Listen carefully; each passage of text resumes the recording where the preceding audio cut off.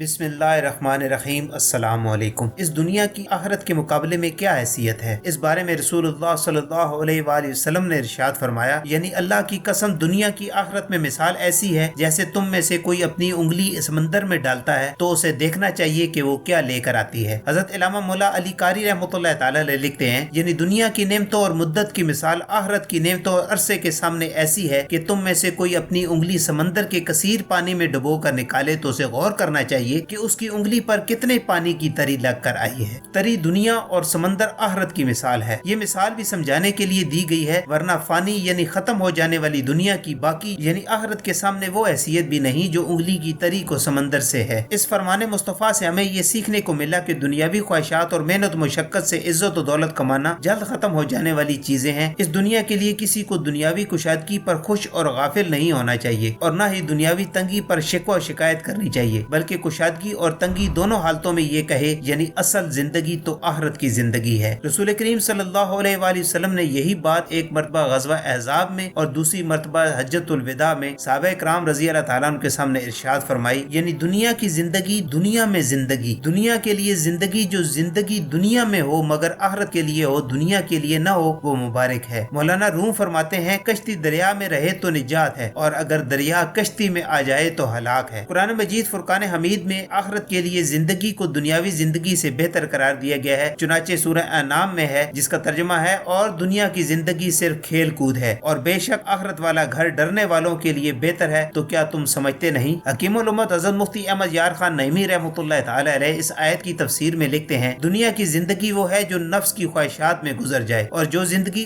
آخرت کے لیے توشہ جمع کرنے میں صرف ہو، وہ دنیا میں زندگی تو ہے مگر دنیا کی زندگی نہیں۔ لہذا انبیاء و صالحین کی زندگی دنیا کی نہیں بلکہ دین کی ہے، غرض یہ کہ غافل اور عاقل کی زندگیوں میں بڑا فرق ہے۔ نبی کریم صلی اللہ علیہ وآلہ وسلم کے سامنے سے ایک شخص گزرا، صحابہ کرام رضی اللہ تعالیٰ عنہ نے اس کی چستی دیکھ کر عرض کی، یا رسول اللہ صلی اللہ علیہ وآلہ وسلم، کاش اس کی یہ چستی اللہ کی راہ میں ہوتی۔ تو آپ صلی اللہ علیہ وآلہ وسلم نے فرمایا، اگر یہ اپنے چھوٹے بچوں کی ضرورت پوری کرنے کے لیے نکلا ہے تو بھی یہ اللہ کی راہ میں ہے، اور اگر اپنے بوڑھے والدین کی خدمت کے لیے نکلا ہے تو بھی اللہ کی راہ میں ہے، اور اگر اپنے آپ کو ناجائز کاموں سے بچانے کے لیے نکلا ہے تو بھی اللہ کی راہ میں ہے، اور اگر یہ ریاکاری اور تفاخر یعنی بڑائی ظاہر کرنے کے لیے نکلا ہے تو پھر یہ شیطان کی راہ میں ہے۔ ہمارے کثیر دینی بزرگوں نے ہمیں اس حوالے سے ایک ہی طرح کی رہنمائی دی ہے۔ یہاں صرف ایک شخصیت کی بات نقل کروں گا جنہوں نے صرف 2.5 سال کی مدت میں اسلامی سلطنت کو عروج پر پہنچا دیا۔ آج دنیا ان کی پرفارمنس کو تسلیم کرتی ہے۔ چنانچہ تابعی بزرگ عمر ثانی حضرت عمر بن عبدالعزیز رحمۃ اللہ تعالی علیہ فرماتے ہیں، یعنی دنیا کے لیے اتنا کرو جتنا عرصہ دنیا میں رہنا ہے، اور آخرت کے لیے اتنا کرو جتنا وہاں رہنا ہے۔ ان شخصیات نے اپنے کہے پر عمل کر کے بھی دکھایا، چنانچہ حضرت سیدنا حماد بن سلمہ رحمۃ اللہ تعالی علیہ بازار جاتے اور ایک کپڑے پر 2 دانگ یعنی درہم کا چھٹا حصہ نفع کما لیتے تو واپس لوٹ آتے تھے، اور اتنا سا کمانے کے بعد اگر آپ کو 2 دینار کی پیشکش بھی کی جاتی تو اس پر کان نہ دھرتے۔ اب تک کی گفتگو سے کم از کم 2 باتیں معلوم ہوئی، پہلی یہ کہ دنیا کی آخرت کے مقابلے میں کوئی حیثیت یا اہمیت نہیں، اور دوسری یہ کہ ہمیں جتنا دنیا میں رہنا ہے اتنی دنیا کے لیے، اور جتنا آخرت میں رہنا ہے اتنی آخرت کے لیے کوشش کرنی چاہیے۔ لیکن افسوس ہماری اکثریت دونوں باتوں میں الٹی سمت چلتی ہے، آخرت کے مقابلے میں دنیا کو اہمیت دیتی ہے اور اتنی لگن سے دنیا کماتی ہے گویا کبھی مرنا ہی نہیں۔ ایسے لوگ اپنا آرام، گھریلو زندگی کی خوشیاں قربان کر کے 16-18 گھنٹے کام کرتے ہیں، گھر کے ضروری اخراجات پورے ہونے کے باوجود صرف آسائشوں اور سہولتوں کی خاطر دولت جمع کرنے کے لیے 2 جگہ نوکریاں کرتے ہیں، ایک وقت میں کئی کاروبار کرتے ہیں، کمائی کے نئے ذرائع کی تلاش میں گھر سے باہر دور دوسرے شہر میں رہنا شروع کر دیتے ہیں، بلکہ دوسرے ملکوں میں پہنچ جاتے ہیں اور وہاں اجنبی ماحول میں رہتے ہیں، کچھ تو ملک سے باہر جانے کے لیے غیر قانونی اور جان لیوا راستے اختیار کر لیتے ہیں، دنیا کا مال کمانے کے لیے نئی مہارتیں پیدا کرتے ہیں، چاہے وہ تجربہ زندگی میں کبھی کام نہ آئے، دنیا جہاں کی انفارمیشن رکھتے ہیں، لیکن انہی لوگوں کی دینی معلومات دیکھی جائیں تو نہ ہونے کے برابر، انہیں مفت میں علم دین سکھایا جائے تو بھی ان کے پاس وقت نہیں ہوتا، دین پر عمل دیکھا جائے تو فرض نماز تک نہیں پڑھتے، واجبات پورے نہیں کرتے، جس علم کا سیکھنا فرض ہے اسے نہیں سیکھتے، آس پاس کے رشتہ داروں اور پڑوسی وغیرہ کے حقوق ادا نہیں کرتے۔ ایسے لوگوں کو سوچنا چاہیے کہ جس دنیا کو حاصل کرنے کے لیے انہوں نے غیر معمولی کوششیں کی وہ پھر بھی ان کی خواہش کے مطابق نہ مل سکی، تو آخرت کی کامیابی جس کے لیے انہوں نے کچھ محنت نہیں کی وہ کس طرح انہیں مل جائے گی۔ اسی لیے سمجھداری اسی میں ہے کہ جتنا دنیا میں رہنا ہے اتنا دنیا کے لیے، اور جتنا آخرت میں رہنا ہے اتنی آخرت کے لیے کوشش کی جائے۔ یاد رکھیے، پرانی عادت چھوڑنا مشکل ضرور ہے، ناممکن نہیں، نئی آئے گی تو پرانی جائے گی۔ اپنا مائنڈ سیٹ تبدیل کرنے کے لیے فرینڈ سرکل بدلیے، اپنی خواہشات کو کنٹرول کیجیے، غیر ضروری خبروں کا پیچھا کرنا چھوڑ دیجیے، دینی مطالعہ کیجیے، اسلامی کورسز میں شریک ہو جائیے۔ اپنے آپ میں آٹومیٹک تبدیلی چاہتے ہیں تو دعوت اسلامی کے دینی ماحول سے وابستہ ہو جائیے۔ اللہ پاک عمل کی توفیق عطا فرمائے۔ آج کی ویڈیو آپ کو پسند آئی ہے تو اس کو لائک کریں اور دوسروں کے ساتھ شیئر کریں، اور ایسی ویڈیوز کے لیے ہمارے چینل کو سبسکرائب کریں۔ ملتے ہیں نیکسٹ ویڈیو میں، تب تک کے لیے اپنا اور اپنے ارد گرد کے لوگوں کا بہت سارا خیال رکھیں۔ اللہ حافظ۔